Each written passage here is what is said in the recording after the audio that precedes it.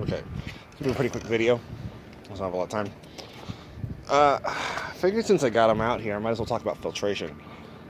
And we're gonna go through like pros and cons of each of them. I only got like 5 minutes here, so anyway, real quick, these are hang on the back filters. These are rated for a 55-gallon aquarium. The manufacturer rating.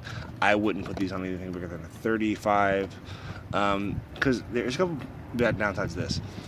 They tend to hemorrhage water. What that means is like there's a little spillway gap here, and what that does is actually allows the water that's built up behind the filter pads that get clogged to pour out through here instead of overflowing into the rest of the tank. So you can actually cut down the amount of water you're actually filtering. They use these little carbon pads, which are they're okay to remove chemicals from your water, like ammonia and everything like that. But they also remove beneficial things like tannins and things like that. So they're not suitable for every aquarium. They're usually pretty cheap. You can get them pretty regularly at like Petco or something like that. But we'll move on to something a little higher up on the list. Right here is a canister filter. This is a Sun, I believe. But well, this is basically a bucket filled with biological media and mechanical media, and water is pumped into the bottom and then back up through it to the return, which is blues in that bucket there, and that then goes back to the tank. This is a really good filter. The only downside to these guys is cleaning it is hard.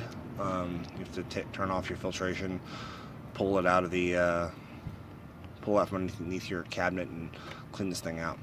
Anyway, but it's actually going to go on that 60-gallon right there. I don't know if you guys can see that, but this is going to be my something. I don't know.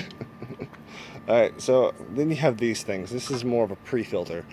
It's not actually for your fish tanks, but it does help with like water chemistry and everything like that. This is an RODI system, and Tulsa's water quality here sucks. We have a pH of about 8.4, 8.5, and like different minerals in the water, like lead, mercury. They call that a mineral. I don't know. It's heavy metal. But yeah, this will help remove all those chemicals that are harmful to your animals, along with harmful to you, for that matter. The other type of filter I happen to have on hand is this guy. This is an Aquatop CAF40. It is a sponge filter. It is probably one of the simpler designs for a filtration system. What happens is you pump air through the top. That creates a negative pressure inside the housing here, and water comes in to fill the gap and then is immediately displaced and just flows very nicely through that. Dirt cheap. This is $6. Nearly impossible to break. There's no moving parts on it, and it helps with biological and mechanical. Also doesn't remove any chemicals like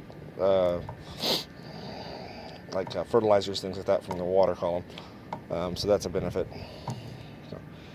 That's pretty much it. Now, as far as like cost-wise, obviously that's the cheapest. That's going to be crazy. The second cheapest. Expensive. I think I paid $100 for that, which is dirt cheap for that. And that one is going to be your most expensive. And same goes for operating cost. Basically, you're not going to do a thing. Actually, it's going to switch. So basically, that is the cheapest thing to operate. That is the second cheapest thing to operate because you never have to replace anything on it. Just have to clean it. And then that one you have to buy new filter pads about once a month or once every water change. And then this one you're going to have to replace the cartridges that go in the middle of it, which those run about $50 a piece. They're kind of expensive. Or you can just do what I'm going to do and get your own, build your own. But either way, it's going to be a little expensive. Well, that's what I got for you guys right now. I'm about a week away from getting into my house, and yeah, it's going to be crazy. But yeah, I just want to give that quick tutorial on filters. This doesn't cover everything. This is what I had on hand. Alright, so you guys have a good time. Like, share, subscribe, all that fun YouTube stuff. Actually, I have my first subscriber, so yay. Hopefully a lot more to come, and I can show you guys some really cool stuff I'll be doing. Alright, thank you.